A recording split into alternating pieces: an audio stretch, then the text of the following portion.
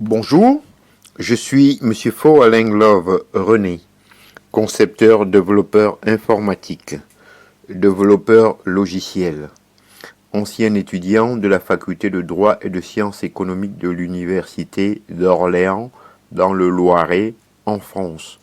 Aujourd'hui, dans le cadre du cours d'économie générale, nous allons étudier les désordres monétaires internationaux. Ce qui était arrivé aux monnaies européennes à cause de la guerre arrive également aux États-Unis. En pleine paix,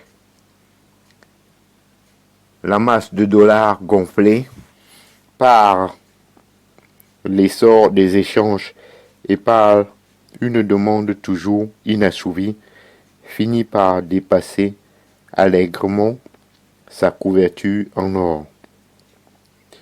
Dans la seconde moitié des années 1960, des esprits clairvoyants, dont la France du général de Gaulle, comprennent que la parité or du dollar ne va pas pouvoir être maintenue éternellement. Ils demandent la conversion de leur dollar en or. Les États-Unis doivent faire face à une véritable hémorragie et une ultime et calamiteuse tentative de retour à la parité. Or, de la livre fait basculer le monde dans le cauchemar. En 1971, pour la première fois, la balance commerciale américaine devient déficitaire. Le dollar ne peut que baisser. Sa parité or devient intenable. Le 15 août, Nixon proclame l'inconvertibilité du dollar. Les années 1970 commencent par la longue agonie du système monétaire qui avait scellé la domination américaine. Elle s'achève par la réaffirmation de cette même domination, mais de manière bien plus perverse. Le système de Bretton Woods est attaqué de toutes parts. Son pilier, le dollar, s'effrite.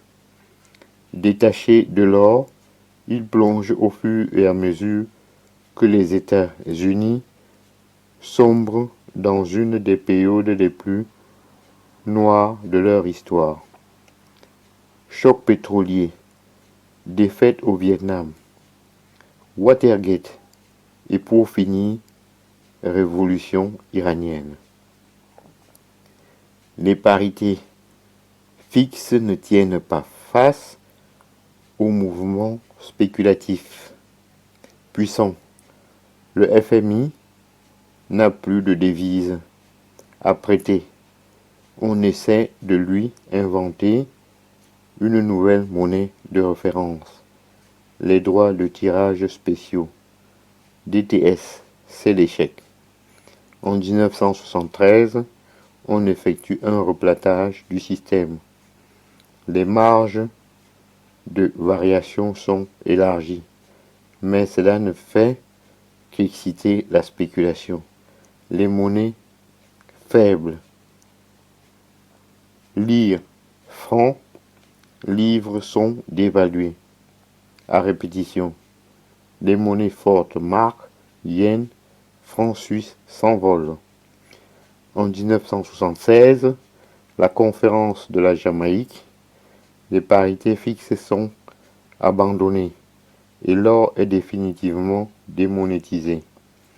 Ainsi, j'en ai donc terminé avec les désordres monétaires internationaux.